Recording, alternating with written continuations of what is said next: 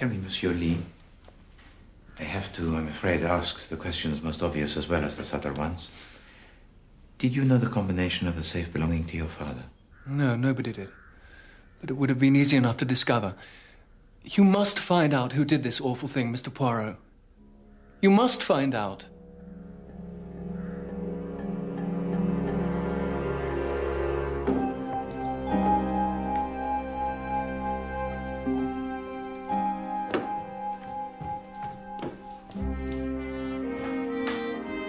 Very violent sort of blokes, these Africans. Europeans do not figure too badly in the arts of violence, Chief Inspector. Nah, but it gives you the creeps, this place, doesn't it? You are too sensitive, mon ami. That's true. Chief Inspector. What is it, Poirot? We know of two possible motives for the murder of Monsieur Simeon Lee. One is a simple case of the theft of the diamonds. And the other's old Simeon's will. Did someone want him dead before he could make the changes he was threatening? Précisément. No. You'll go in off if you do that. Now, grip the butt of the cue firmly and... Good morning. Mr. Harry Lee, I presume? And who are you? Chief Inspector Jack, Scotland Yard. Brought in the big guns, have they? I'd like a word with Miss Estravados. Estrabados. Yes. In private.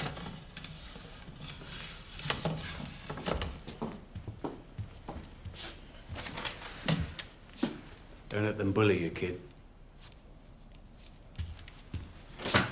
Now then, Miss Bados. Estravados, quite. You understand English all right, do you? My mother was English. I am really a very English person. Is your passport English? It is Spanish. We'd better have a look at that if you don't mind. It's in my luggage, I think. So your grandfather sent for you to come from Spain, and you arrived here yesterday, is that right? Yes. Tell me, mademoiselle, when... Sorry, I was looking for Sergeant Coombs. Please, don't let me interrupt.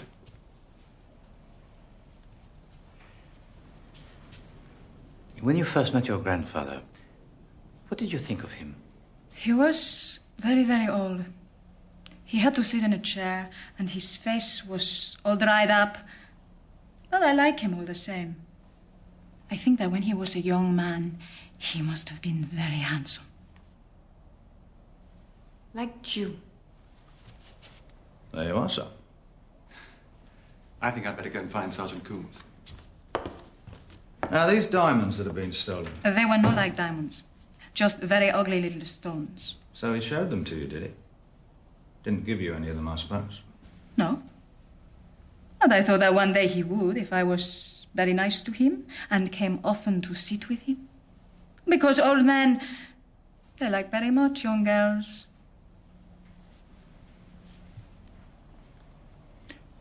Tell me, mademoiselle, who do you think stole them? Robbery. Why do you say that? He has the face of a thief.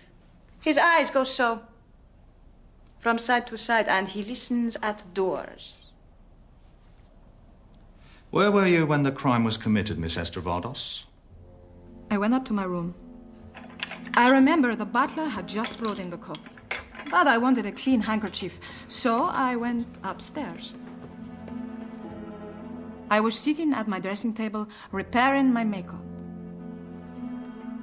And then far away, I heard a scream and everybody running. And so I went too. I see. So you were all by yourself, up in your bedroom, when Simeon Lee died? Yes. Yes, I was.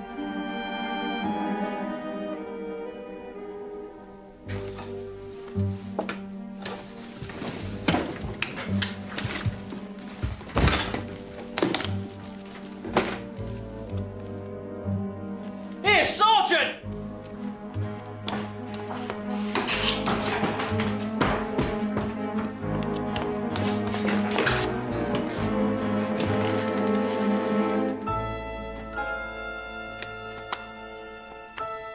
Empty. Whose room is this? It's that Member of Parliament's and his wife's.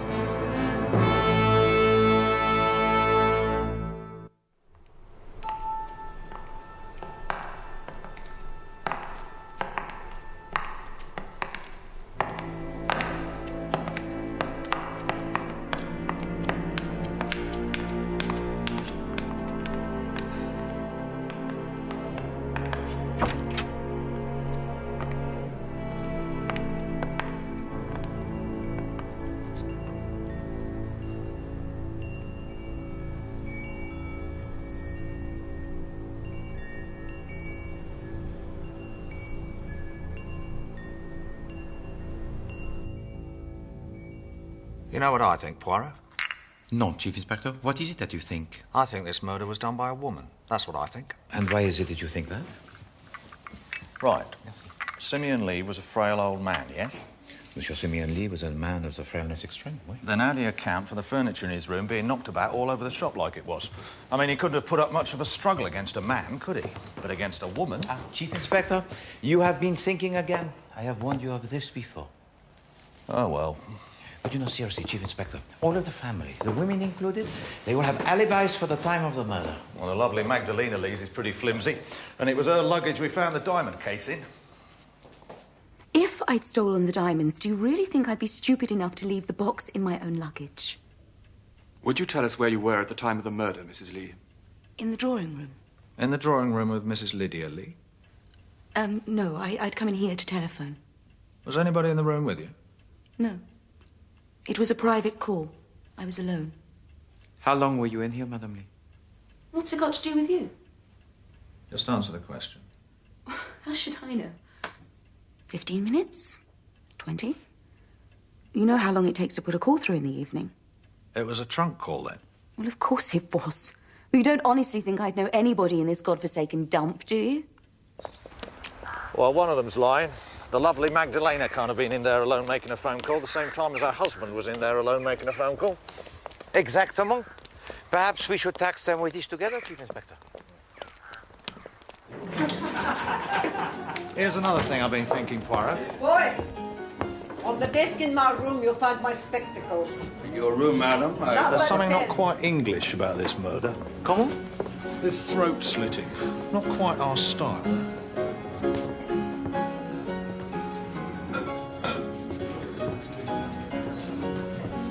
What'll you have then, Poirot? Well, that's very kind of you, Chief Inspector. A glass of dry white wine. Wine? Muscadet, perhaps? Well, they might have some cider.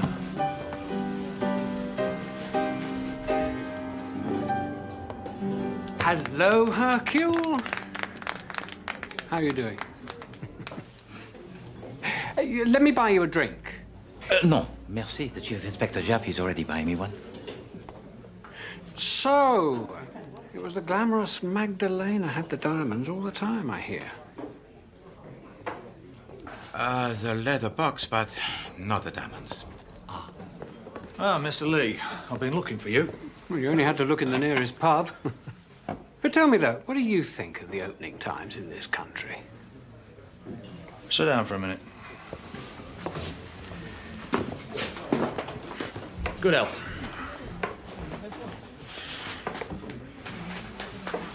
What made you decide to return to England after all these years? Thought the fatted calf would make a welcome change. Now, my father wrote to me a year or so ago, suggesting that I came home, so I came. And Monsieur Alfred, how did he feel about your return? Alfred's always been jealous of me. You see, he was the good, stay-at-home, stick-in-the-mud son. Tell me, Monsieur Lee, what do you think was the purpose of the confrontation that your father had with his family before dinner last evening? He wanted to see the fur fly. He was watching us like a cat. See how we reacted. What changes in his will was he thinking about, do you know? I imagine, shall I say, I hoped the change would be to the benefit of your humble servant. Pilar, too, wouldn't be surprised.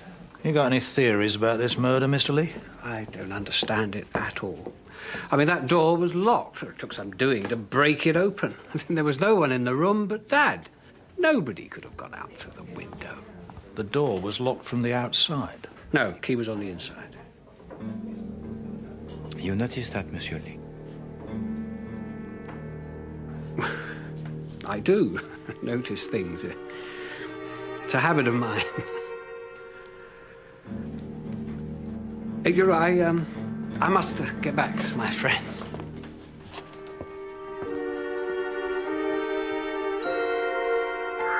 I've been feeling very queer. Very queer indeed. It is indeed a business most odd. Oh dear, it gave me quite a turn, it did. When I went into the hall and there was this strange man standing there. And Mr. Harry's voice said, "Still here, Tressilian? Alive, the same as ever." Must have been a feeling most strange. It seems sometimes as if the past isn't the past at all. It seems to be the bell rings and I go to let someone in. Doesn't matter if it's Mr. Harry or Mr. George, Superintendent Sugden even. And I'm saying to myself, but I've done all this before. That is most interesting, Tressilian. Yes, well, I'd just like to check some times with you, Mr. Tressilian. When the noise started upstairs, Mr. George Lee was telephoning. Can you confirm that? Oh, somebody telephoned, sir. It's the bell rings in my pantry here. If anybody lifts the receiver to dial an under, there's a faint noise on the bell here. And about this fellow Horbury, the valet, he was definitely out of the house by 8:15? It was a bit before that, I'd say, sir. It was just after the superintendent arrived. I remember particularly because he broke a coffee cup. Aubrey broke a coffee cup? How was that? He was just lifting it up, admiring it like, and I happened to mention that Superintendent Sugden had arrived, and he just dropped it. Did he indeed?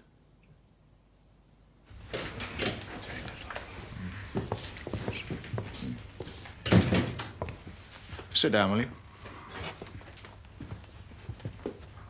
I prefer to stand. Very well. It's about these telephone calls on the night of the crime. You put through a call to Westringham, I think you said, Mr. Lee. To my agent in the constituency, yes. Your call went through at 7:56 exactly. I couldn't say the exact time. Ah, but we can, you see, Mr. Lee. Your call was put through at 7:56 and ended at 8:09. Your father was killed, Mr. Lee, at about 8:15, so I must ask you for an account of your movements during those 6 minutes. But the exchange must have made a mistake. Well, I may have just finished telephoning. I think I debated making another call. You would hardly debate whether or not to make a telephone call for 6 minutes. Are you doubting my word? We do like these questions answered, Mr. Lee, in a murder case. I don't like your tone, Chief Inspector. I'm sorry for that, Mr. Lee. Mrs. Lee, I think you said that you were telephoning when the alarm broke out, and that at that time you were alone in the study. Telephoning? You didn't telephone from here. Didn't I? I don't know. I was so upset. Well, you stated that. George, don't let them bully me. You know, if people shout at me, I can't remember anything at all. I'm so upset.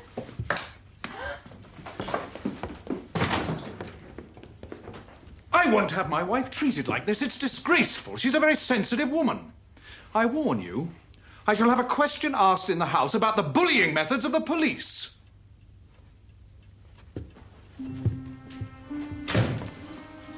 She'll be back. In about 5 minutes, I should say. When she's worked out a story, eh, Poirot?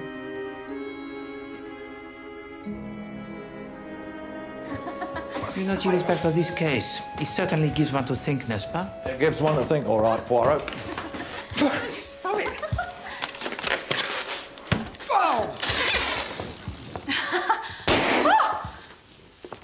Look at it, poor thing. It's what I picked up in Grandfather's room. He must have had a balloon too, only his was a pink one.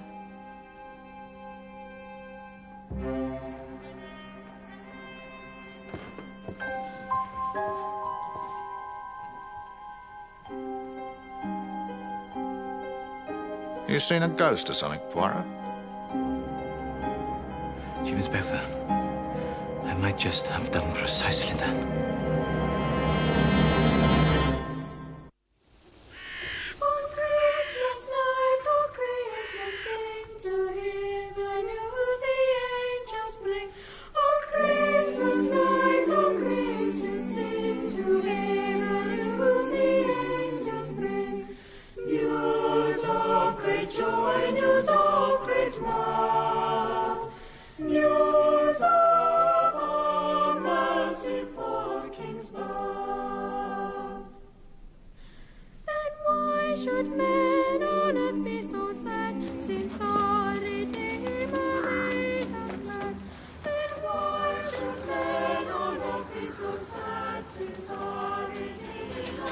Bye, sir. Goodbye and Merry Christmas. Ah, Madame Lee. Monsieur Poirot. Funnily enough, I wanted a word with you. I can trust you, I know, Mr. Poirot. You look so kind. You see, this doesn't have to go any further, does it? I mean, you don't have to tell that awful policeman. I wanted to telephone somebody. A friend of mine. A man. And I didn't want George to know about it. I know it was wrong. I do not judge, madame. No. Anyway, I went to telephone after dinner when I thought George would be safely in the dining room. For 7 years. I've got these blokes chasing me for cash. Only when I got there, I heard him telephoning, so I waited. Absolutely. Almost. And where did you wait, madame? There's a little place for coats and hats and things just by the door. And I slipped back there where I could see George come out of the study. Only he didn't come out. And then I heard all the noise, and I heard Mr. Lee screaming. Anyway, it would be very, very awkward for me to talk about this in front of George. You do see that, don't you?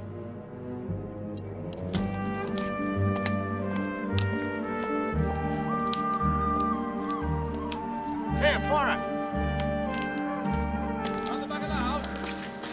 Listen to this. Good afternoon, Sergeant. Sir? Tell Mr. Poirot what you just told me. Well, sir, the superintendent asked me to make a few inquiries, like about any reason that Horbury might have for being a bit careful about the police. Did you find any reason, Sergeant? That he did.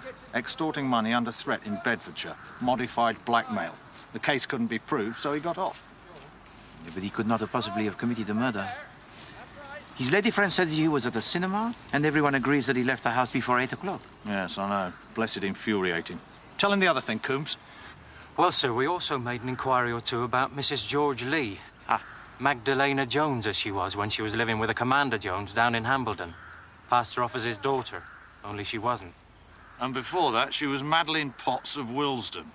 She left with most of the commander's savings and debts all over Hampshire. Thank you very much, Sergeant. I do not think that one is as simple as she seems, Chief Inspector. On the night of the murder, she said that she went to telephone a man. But she overheard her husband on the telephone and concealed herself until he finished. Well, it sounds like about her dap.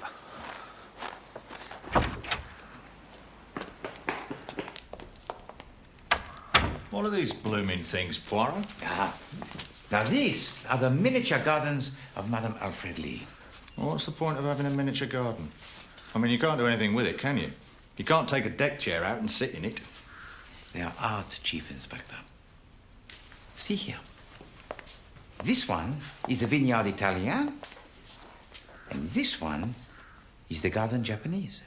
Well, it's just stones, isn't it? I mean, I know the Japanese are peculiar, but...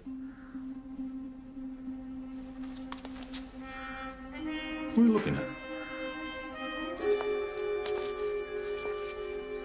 What is it? It's a stone. Very nice.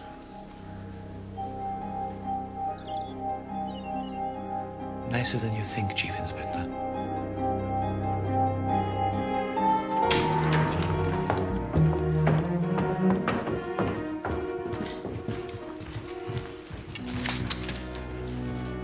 Little Frog's been doing his Christmas shopping. I want to see what he has brought for me. Steady on. No, it's not for me, I think. What the devil is it? It is an imitation moustache. I knew that thing of his couldn't be real.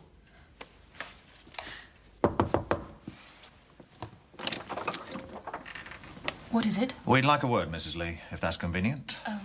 Yes. All right, I'll come out. I'm sorry, Alfred's resting. He had very little sleep last night. Would you come through here? This is his mother's old room. It hasn't been touched since she died. Tell me, madame, your husband, he was very attached to his mother. He adored her. We were wondering if you could explain these. What are they? Uncut diamonds, Mrs. Lee. We found them in your Japanese garden. My dear Chief Inspector, if I'd stolen the diamonds, I would have just dug a hole in a flower bed somewhere and buried them there. Oh, have you still really no idea who can have done this awful murder? We got more idea who didn't do it.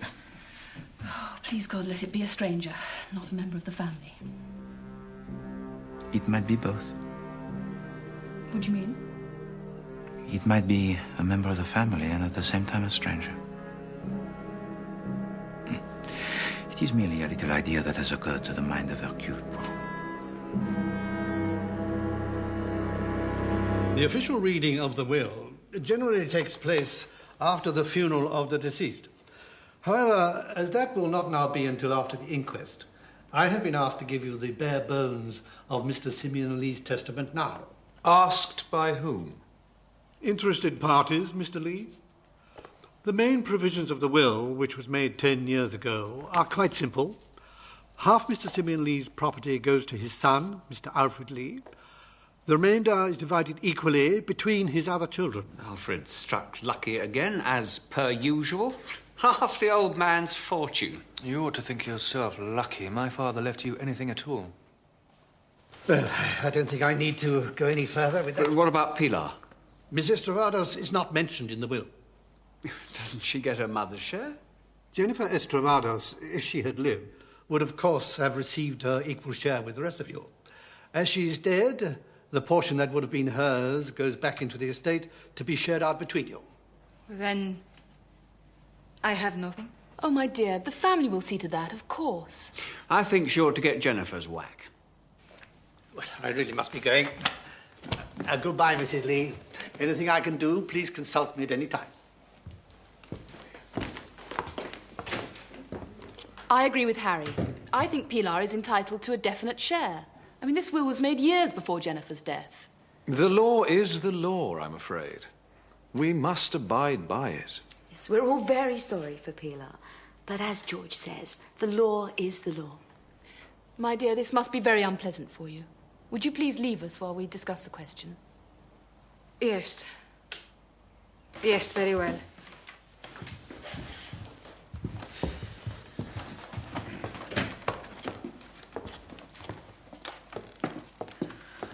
Well, gentlemen, you've heard what you came for.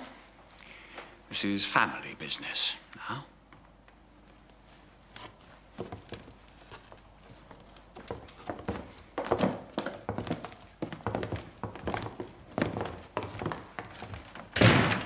You really are a skinflint, George, aren't you, huh?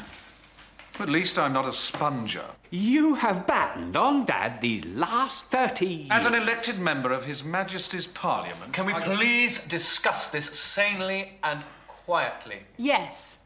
Jennifer only died last year. I am sure that when Simeon sent for Mr. Charlton, he intended to make provision for Pilar in a new will. I think we should carry out what we can assume were his wishes. I agree. Certainly not. The whole thing's preposterous. Considering George is the only person in this family who has done anything in the world, I think it's shameful his father left him so little. Well, that's clear enough. Of the family, Alfred and I are in favour of the motion. George is against. The ayes have it. There isn't any question of ayes or noes. My share of my father's estate is mine, absolutely. I shall not part with one penny of it.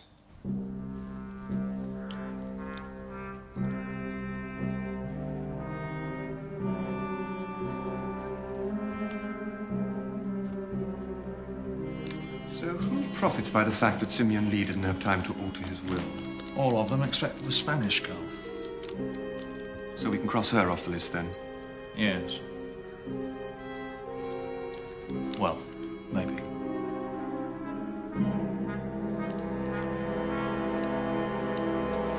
No, I will not. It's all right, Pilar. Your blood right. You speak like that. That is why I cannot do it. But it's not a matter of charity. It's justice. You have all spoiled everything. I am going away. Now, at once. You will not be troubled by me no more. Now, the matter of your passport, Miss... Go to hell! What's going on? It's a family matter. I'm sorry. Alfred and I had agreed to settle a third of our share of the estate on her. She refused to take it.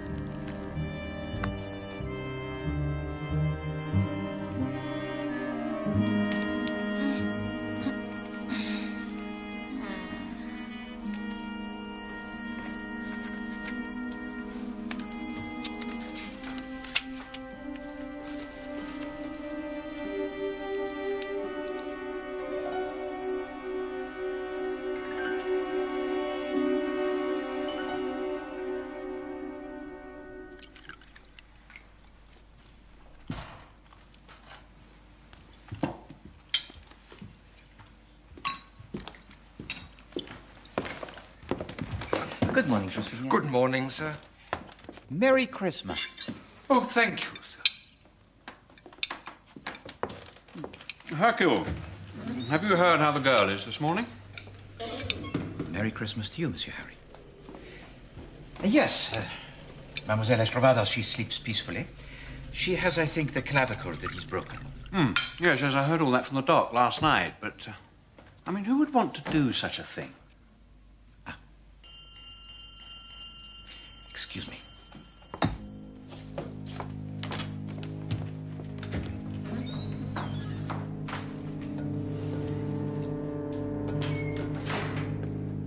What have you got to tell me then, Poirot?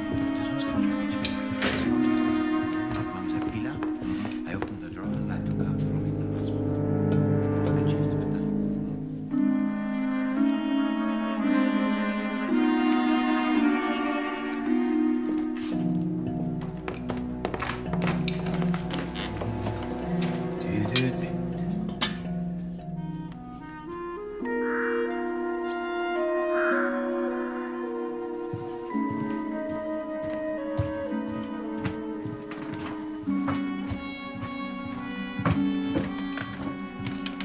What's the meaning of all this?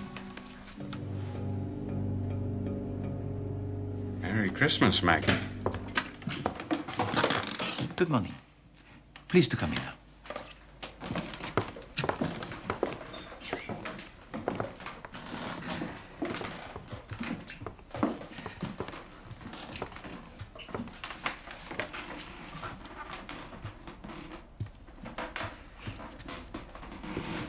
Please to make yourselves as comfortable as possible. Mademoiselle Estrovados has something that she wishes to say to you. You think I am your niece, Pilar Estrovados? That is not so. I don't understand, Pilar. I would not have told you. Not ever, but for the money. To come here and pretend and cheat and act, that was fun. But when Lydia said that the money was mine and that it was only justice, it was not fun any longer. I am sorry. Pilar was killed when I was traveling with her in her car in Spain. And I had not much money and nowhere to go. And I thought, why should I not go to England and become rich? And when it began, it was fun, wondering if I could... This is preposterous. This is criminal. Getting money by false pretenses. Well, she didn't get much from you, old boy, did she? So, I'm not your uncle anymore, eh? I'm afraid it's rather more serious than that. If she could lie about that, she could lie about anything. I'll tell you what I think, Miss... What's your name? Lopez. Conchita Lopez. Very well, Miss Lopez. I'll tell you what I think happened. When Mr. Lee found that the diamonds were missing, he sent word for you to come and see him immediately after dinner. You did so, and he accused you of the theft. You denied it. No, this is not true. I left the drawing room after dinner. I came up here to my room. I wanted a clean handkerchief, but then I thought I would go and see the old man. I thought he would be pleased. But when I turned out onto the stairs, I saw that someone else was there at his door. I slipped back into the corridor in case the person turned around. I did not want them to think that I was... Oh, I don't know the word. Ingratiating yourself. Yes? No. Go on, Pilar. Conchita. I heard those horrible noises, crashes, screams, and when the people came running, I came out at the end and joined them. Wait a minute. This is all very airy-fairy. You say you saw someone standing outside Simeon Lee's door. Who did you see? I do not know who it was. It was too dimly lit to see, but it was a woman. Rubbish. She's just saying anything to get off the hook. I always said an outsider killed my father. In my opinion, Simeon Lee, your father, he was killed by his own flesh and blood. One of us? I deny that. Oh, yes. There is a case against every person in this room. Nonsense. Balderdash! Eh bien. I will begin with the case against you, Monsieur Georges Lee. Now, wait a minute. You had no love for your father. You kept on good terms with him for the sake of money. On the day that he died, he threatened to cut down your allowance, but you knew that when he died, you would probably inherit a sum more substantial, and there is your motive. I never heard... After dinner, you went to telephone. This telephone call lasted 13 minutes.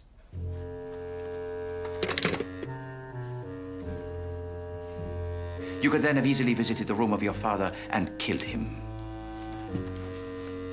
Afterwards, you left the room, turned the key from the outside in the hope that the whole affair would look like that of a burglar. But you omitted in your panic to make sure that the window it was left open to support this burglar theory. And that was stupid. But you will pardon me for saying so, rather a stupid man. But you know, many of the stupid men have become criminals. How dare you speak to my husband like that? Ah, yes. Then there is, of course, Madame Lee. She also had a motive. She is, I think, in debt. And the tone of the remarks made by Simeon Lee would have caused her some uneasiness. Roger, you know this, sir. She also has no alibi. She said she went to the telephone. But did she, in fact, make a call? And in any case, we only have her word for what she did. I suppose it's our turn now. Now, how do you suggest that dear Alfred killed his beloved father when we were both together in the dining room at the time? Eh bien, that is very simple, monsieur. You and your brother are on the terms very bad, n'est-ce pas? No, that is well known. But let us suppose that these bad terms are all part of a clever plot. Let us suppose that you and he have got together some time before. And then comes the night of the murder, which together you had planned so cleverly. One of you remains in the dining room, talking out loud and quarreling to make it appear as though there were two people in the room. While the other brother, he goes upstairs and commits the crime. I mean, I don't think you understand. You devil! But what if it was not a woman that Mademoiselle Lopez saw outside the room of Simeon Lee? What if Mademoiselle Lopez is again lying, but this time to support a man of whom she has grown rather fond? Now, look. No, you're wrong. It was me that Pilar saw. You, Lydia? Can't believe I've been such a coward. To keep silent just because I was afraid. I think you'd better tell us now, Mrs. Lee. I'd been thinking all evening about the unpleasant scene we'd had with Simeon before dinner. When Conchita left the drawing room, I decided to go up and see him. I was going to be firm with him. I was going to tell him that Alfred and I were leaving. Lydia? Yes, I was. I'd had enough humiliation, Alfred. I knocked on Simeon's door. There was no answer. I knocked again. Still no answer. I tried the door handle, and the door was locked. And those terrible noises started inside the room. I stood there, paralyzed. And then Alfred and the others came running and battered down the door, and we saw inside the room. And there was no one there. Just Simeon lying dead. There was no one else there. Do you understand me? And no one had come out. And all this time you've said nothing? No, because if I had, there is only one thing that you could have thought. That I had killed my father-in-law. No, madame. When you heard those screams, most awful, when you heard the sounds of the struggle, Simeon Lee was already dead. Already dead? What do you mean, already dead? Did I not tell to you, Chief Inspector, that I thought I had seen a ghost? The first intimation I had of this was when I visited a shop in the village. And the owner of this shop, he is a fellow most jovial, n'est-ce pas? He delights in the childish pranks and how do you say, les blagues? The practical tricks. You're not trying to tell us that this was all a practical joke? No, madame, not a joke. But a trick most deadly. The killing itself was simple.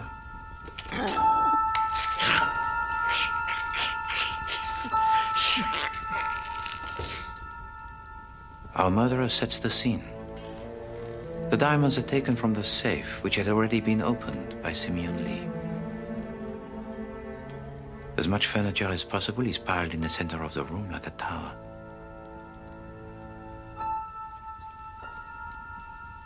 Then, a strong, thin length of cord is tied around this tower.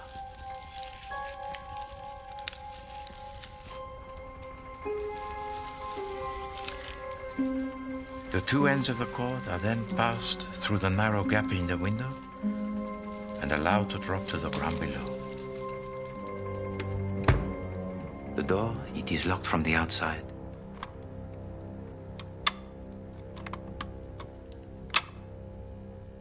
The stage, it is set.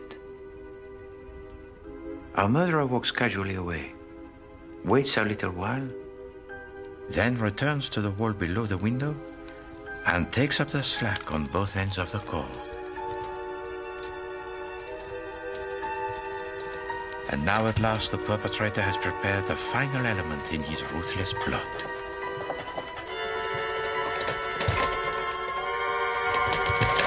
But the scream! The terrible scream! Ah, yes, of course. The dying screams of Simeon Lee. The cry of a man in mortal agony, huh? A soul in hell. Monsieur Harry Lee came closest to it when he described that sound as that of a killing of a pig. And it was here that my friend in the village shop unwittingly played his part. Morning. In that establishment most eccentric, the owner sells long pink bladders which have painted on them faces. These are called dying pigs. They are blown up like a balloon, and the little wooden peg is placed in one end to prevent the escape of air. Our murderer had placed in the room one of these balloons and had attached the cord to the little wooden peg.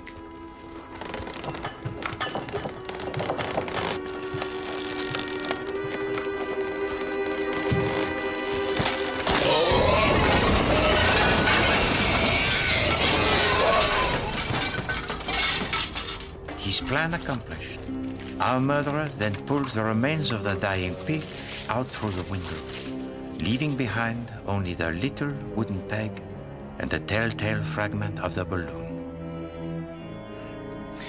But you know, the most valuable clue in this case was uttered quite unknowingly by the butler Tressilian. He said that he felt strange. He said that he felt that things were happening that had happened before. And it was one very simple occurrence that gave to him this feeling most strange. It was when he met Monsieur Harry Lee, when Monsieur Harry Lee first entered the house. Bless my soul if it ain't Tressilian. Mr. Harry. And when you look at the face of Monsieur Harry Lee, you can see why. What the devil do you mean? In the face, Monsieur Harry Lee closely resembled his father. But the similarity is quite striking when one observes the portrait of Monsieur Simeon Lee in the sitting room. En effet, all of the men in the Lee family have a likeness that is most strong.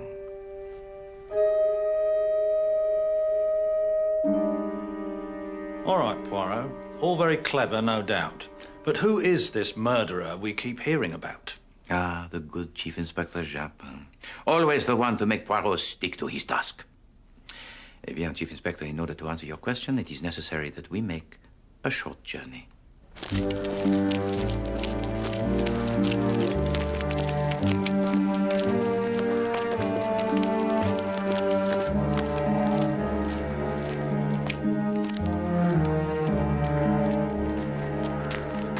Suivez-moi.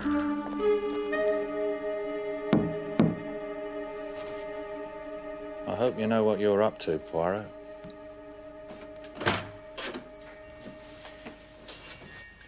Bonjour, Madame le Directeur. We would like to see your son, if you please. Oh, God.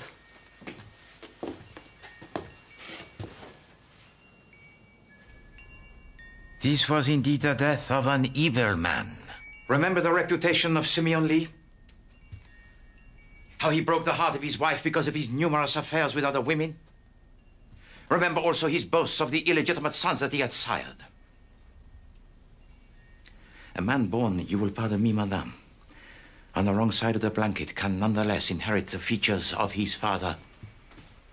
His pride, his patience, and his vengeful spirit. It was my revenge, my pride, my vengeful spirit, and I did not inherit it from Simeon Lee. I got nothing from Simeon Lee, nothing. And you waited. You and your son followed Simeon Lee, and you waited. 40 years. You instilled into your son your own rage. I saved Simeon Lee's life, and he used me, and he stole from me, and he deserted me and my child. Your son changed his name, settled down to a career, and he also waited. Nothing in this life was so important to either of you but the total destruction of Simeon Lee. Simeon Lee earned his death as he earned nothing else in his whole life. He was a...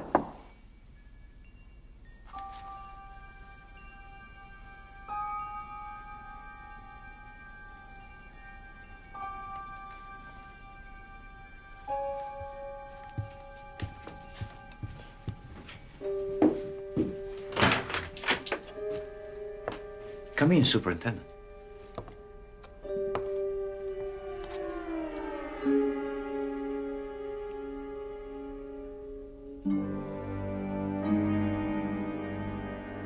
What's going on? And now you can see it, can you not, Chief Inspector? You can see why Tresillian felt so disoriented. What's all this about? The extent of his disorientation did not fully dawn upon me until I purchased from the village shop the false moustache and attached it to the portrait of Simeon Lee in the sitting room.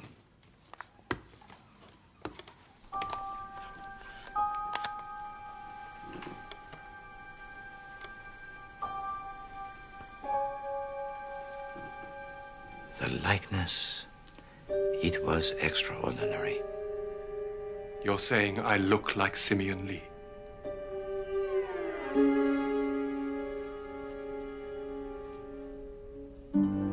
You are like Simeon Lee in almost every respect.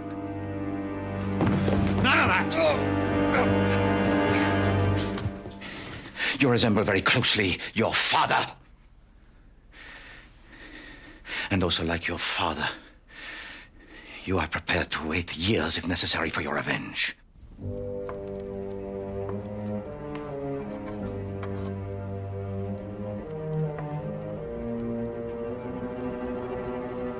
And your revenge is indeed terrible.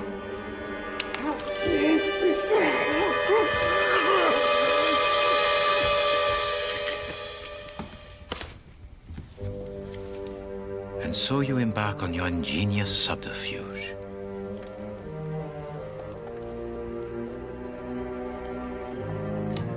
Weaving the intricate web of deception that will make the murder which you have committed appear to have been perpetrated by an innocent member of the household, while you yourself were absent.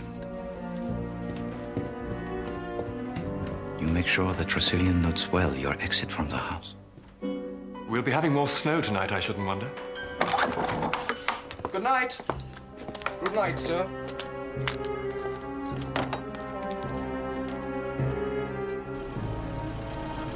You stop halfway down the drive.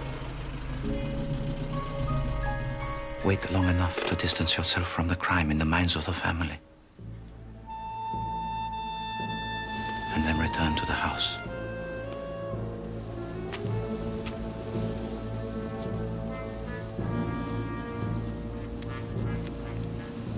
Once beneath the window, you activate the mechanism most crude that creates the hideous sound of a murder that you had already committed.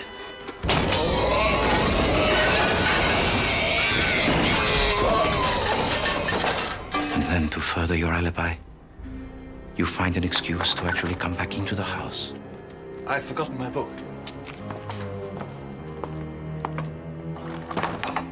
I want this room cleared. In this way, you are fortuitously present to investigate your own crime. These are mere ravings. Unsubstantiated ravings. No, Superintendent. Also like your father. You are prepared to stop at nothing to achieve your aim. As the investigating officer, you're perfectly placed to put the diamonds where you know they will be found. And to do the same with a black leather case. In this way, you sought to incriminate the innocent. And worse, Mademoiselle Lopez had given to you already one very nasty moment. I think that when he was a young man, he must have been very handsome. Like you. You knew, which we did not know, that she meant that literally. I think I'd better go and find Sergeant Coombs. She saw the likeness, and then she made the discovery of the balloon. It is what I picked up in Grandfather's room. He must have had a balloon too. Suddenly you were afraid. You thought that she might put the two and two together. And from that moment, the fate of Mademoiselle Lopez, it was sealed.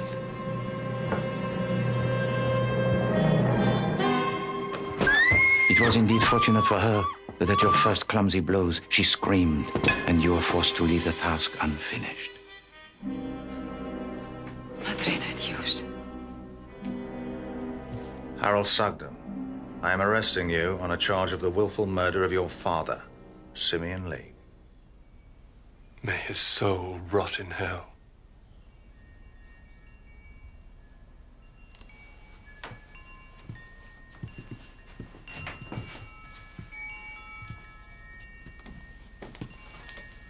I'm sorry, Mother. We did well, Harold.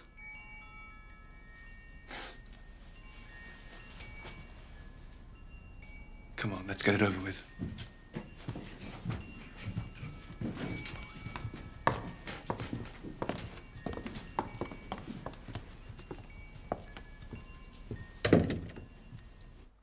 Angels from the realms of glory, wing your flight o'er the earth.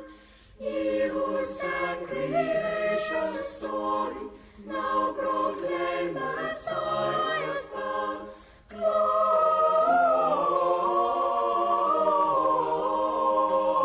Gloria in excelsis Deo. Who were you going to telephone then? My dressmaker. At 8 o'clock on the night before Christmas Eve?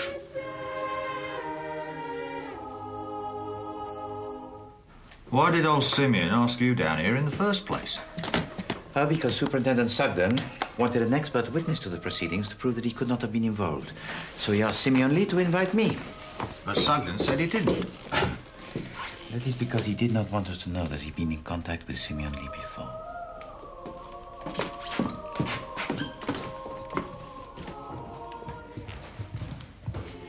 Mr. Poirot, Chief Inspector Japp, must you go so soon? It is with regret, madame, but we have to catch the train. Monsieur Lee. Mr. Poirot, I wanted to thank you so very much. No, pas du tout, madame. It is a sad thing, though, to meet like this and at Christmas. Au revoir, madame.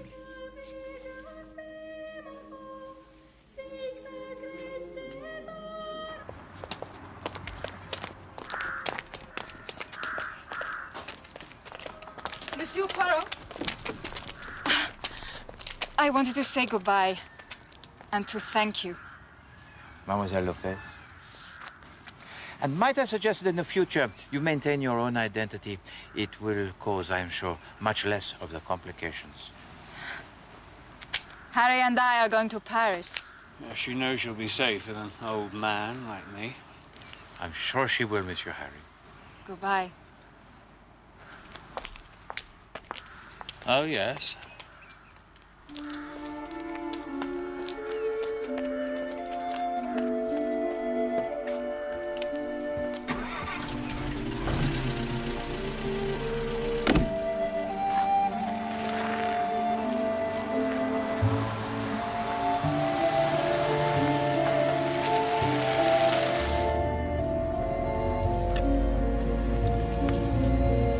Christmas, Chief Inspector.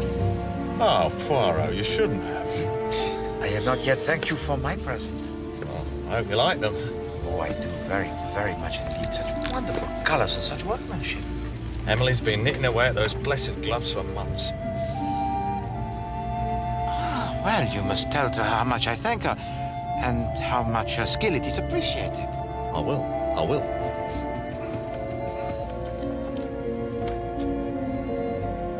You're not going to wear them now, then? No, mon ami. This must be kept for best, huh? I shall wear them only when I go to church.